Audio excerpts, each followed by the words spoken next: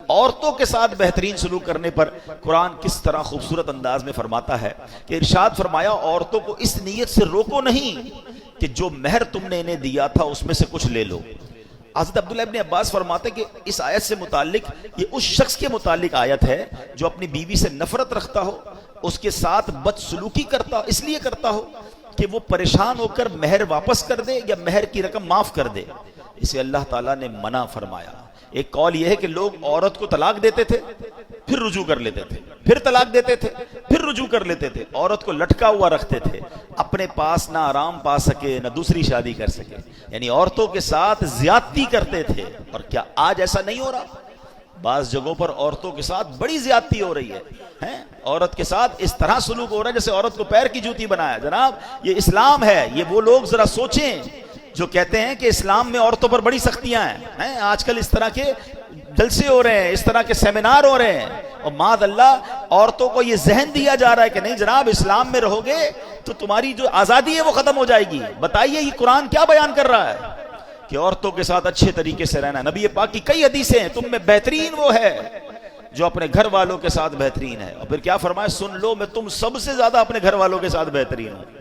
اللہ کے نبی فرما رہے ہیں، یعنی اسلام جتنا عورتوں کی آزادی، عورتوں کے لیے سکون، عورتوں کے ساتھ اچھا سلوک، عورتوں کے ساتھ زیادتی نہ ہو، جو اسلام بیان کرتا ہے دنیا کا کوئی مذہب بیان نہیں کرتا۔ بلکہ چلیے جناب میں تھوڑا سا اسلام سے پہلے کی بات آپ کو بتاؤں۔ بہت سارے مسائل ہیں کہ انسان نے پہلے عقل کے ذریعے اس کو حل کرنے کی کوشش کی، دین کی طرف نہیں آیا۔ اب ذرا غور کیجئے، مسئلہ نسوانیت کا مسئلہ ہے، جو نسوانیت ہے، فیمنزم ہے، عورتوں کے حقوق کا مسئلہ، ذرا اس پہ بات کریں تو صدیوں سے انسان اس کا حل تلاش کر رہا ہے۔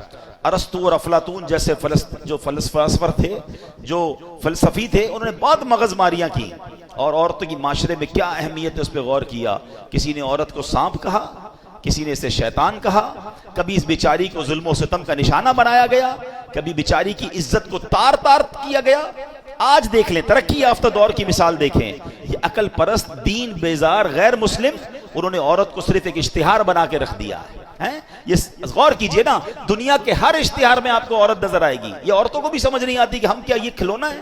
مردوں کی آئٹم بیچنی ہے، مردوں کی چیز بیچنی ہے، اس میں بھی عورت کا اشتہار ہے۔ یعنی عورت کا کام یہ کر دیا گیا کہ اس کو ایک اشتہار بنا دیا گیا۔ یہ صرف دین اسلام ہے جو بتاتا ہے اگر عورت بیٹی ہو تو رحمت ہوتی ہے، بہن ہو تو عزت ہوتی ہے، ماں ہے تو اس کے قدموں تلے جنت ہوتی ہے، بیوی بن کر گھر میں آ جائے تو آدھا ایمان محفوظ ہو جاتا ہے۔ یعنی عورت کا ہر روپ اسلام نے بیان کیا کہ عورت کو جو عزت اسلام میں ہے۔